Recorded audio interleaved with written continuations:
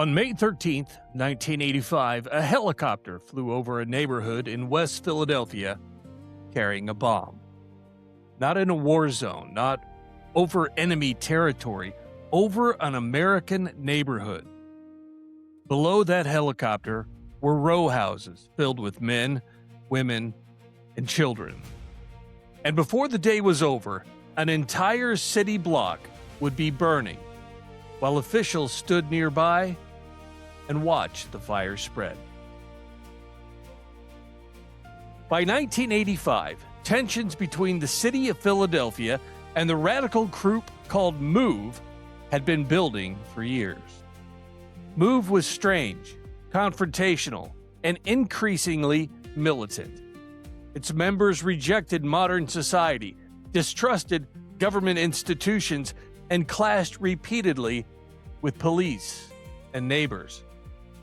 They used loudspeakers to broadcast political messages at all hours. Complaints piled up due to hostility.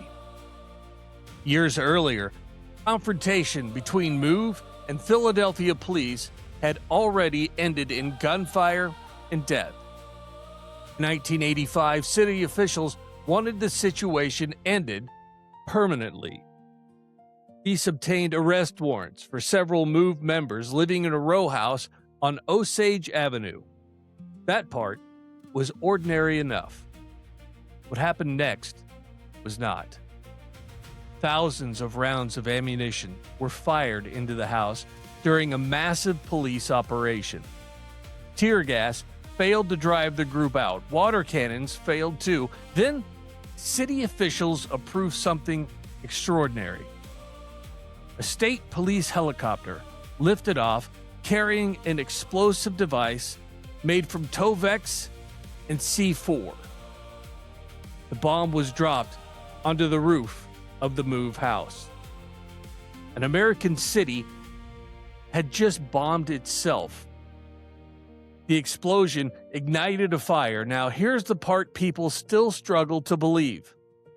Officials allowed the fire to continue burning. At first, they hoped it would destroy the bunker MOVE members had built on the roof, but the flames spread rapidly from house to house across tightly packed row homes. Families fled, smoke swallowed the entire neighborhood, and the fire department, under orders, laid, fully fighting the blaze. By the end of the night, 11 people were dead, 5 of them were children, and more than 60 homes had been destroyed. Entire families who had nothing to do with MOVE suddenly found themselves standing in the street, watching everything they owned burn. And afterwards came the investigation. Commissions condemned the city's actions. Officials were criticized heavily. The bombing was described as reckless, avoidable, and catastrophic, but almost no one faced criminal consequences.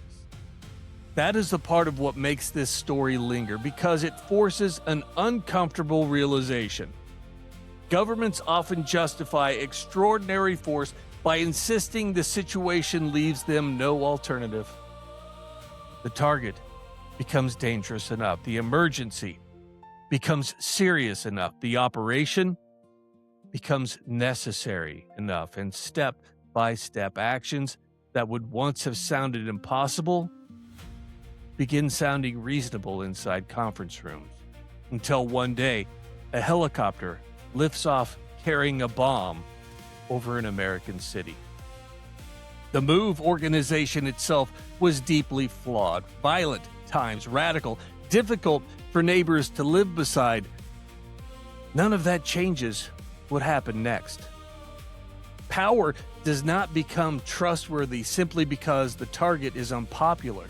That principle matters, especially in moments of fear, especially in moments of anger and public pressure, when institutions are most tempted to treat restraint as weakness.